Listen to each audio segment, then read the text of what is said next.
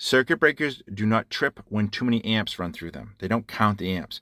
Circuit breakers trip when they overheat caused by the fact there's too many amps. The usefulness and value of that information, I don't know, we can talk about later, maybe in a different video, but my comment section was just becoming full of people who thought a 15 amp circuit breaker would trip at 13 amps, would trip at 16 amps. It trips when it overheats. And UL has set a standard for how fast it should overheat depending on the amount of overload involved. And we're just talking about overloads, not short circuits. Short circuits work on a different mechanism. That also means ambient temperature can have a drastic effect on how fast it'll trip. They are calibrated to work at 40 degrees C to meet the UL standard, which is 104 degrees Fahrenheit. That is why the breakers say 40 degrees C on them.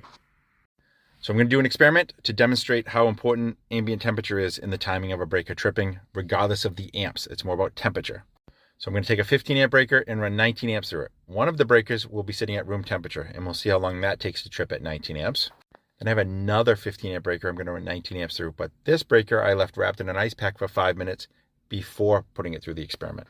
And we'll see how that cold temperature affects the breaker. Okay, I apologize. This is the best editing software I currently have on my phone, and this is my best way to fast forward so that you don't have to sit through 14 minutes of me waiting for a breaker to trip.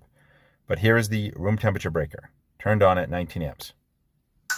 Okay, a 15 amp breaker running at 19 amps.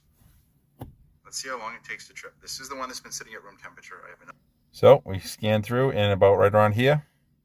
This is not taking, I'm sorry, there we go. So that's about a minute. Took about a minute to trip. It's been in an ice pack for 5 or 10 minutes. So the ice pack one, here we go. It took about a minute for the room temperature one to trip, and now we're dealing with the ice pack one, which started at about 2:30. It takes 12 minutes to trip. It is still running. You can see the time stamp running on the left.